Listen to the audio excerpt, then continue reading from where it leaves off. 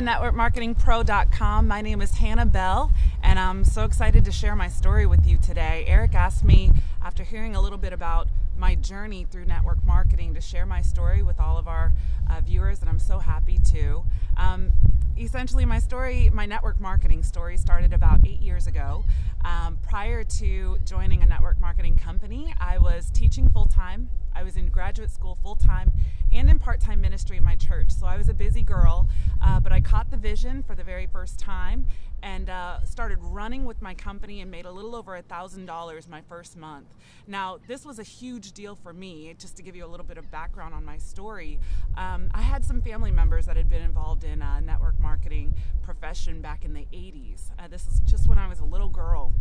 And they didn't have such a positive experience with it. I don't know the full story, but what I do know is that it caused a little rift in my family. And so from then on, especially as I was growing up, the network marketing profession, I heard the terms pyramid scheme and it's a cult and all of that thrown around my entire life. And so this is the mindset that I was in coming into network marketing. And so every time that anyone presented any sort of opportunity to me, I was the one that was like, it's not for me and it's not for you either. You need to get out of that thing. And so that was me. And clearly, plenty of people kept their distance from me because of that.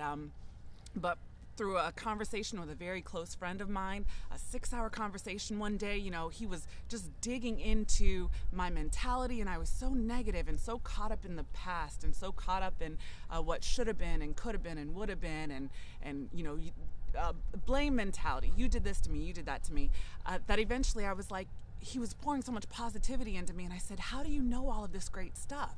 And he's like, my network marketing company, that's what you learn. You grow, you evolve, and you grow into this amazing person. And so I said, okay, well, what does that have to do with the company? I don't get it.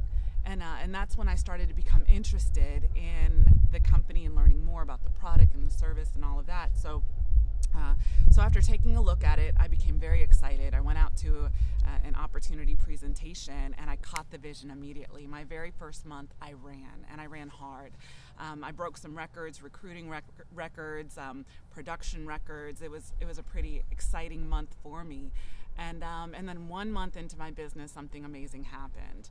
I had all of my family together. I was doing an in-home presentation, and one of my family members, who had the negative experience back in the 80s, unexpectedly told me to shut down the presentation halfway through the presentation. And some people would say he said boo, and I put on a tough face and I turned off the presentation, and then I kind of excused myself, went for a ride in my car, and I was done. I didn't tell anybody. I didn't tell my upline. I didn't tell any of my support team, didn't tell my family, didn't even tell the person that shut me down. I put on a real tough face, but inside my head, I turned off. I figured, this is probably not for me. I don't want to face that rejection. I'm good, I'm a tough girl. It ain't for me. And so that was the story that I sold myself. And for the next year, I still showed up to the meetings. I still showed up to the trainings. I still was doing all the activity. I looked like I was totally in the game, but mentally I had checked out. And very shortly afterward, I married one of the executives in the company. And so it became very easy for me to now assume the new role of supportive spouse.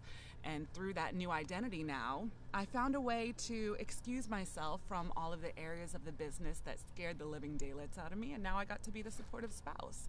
And what I found was that instead of embracing all of me, the leader, the achiever, the person that'll rise up to an adventure and rise up to a challenge, I shrunk down and I assumed the supportive role. And there's nothing wrong with a supportive spouse, believe me. However, if you've been called to step up to the plate and walk beside your spouse and not behind your spouse, then I do see a problem with that. So fast forward now, 8 years later. 8 years. How quickly it goes by. I'm realizing now I fell asleep for 8 years, but through the coaching of Eric Worre and Network Marketing Pro. This weekend we're at an amazing leadership retreat in a private island off of Florida. This weekend I've woken back up and I'm stepping up to the challenge. I am now becoming an executive director in our company in my own right, and I'm really excited to see what happens. I believe, and I've heard this for 8 years, that me stepping up to the plate is the key in our organization going to the next level. And we will become $1 million earners in our company, and I choose to be part of that story. So my encouragement to any of the spouses that are out there, or just anybody, if you've quit network marketing and you're just thinking about it and you're dancing around this website and you're just trying to figure out, do I really want to get back in that game again? Do I really want to do it? My challenge to you is that if you ever start to go in self-doubt mode again, just remember, it's not about you.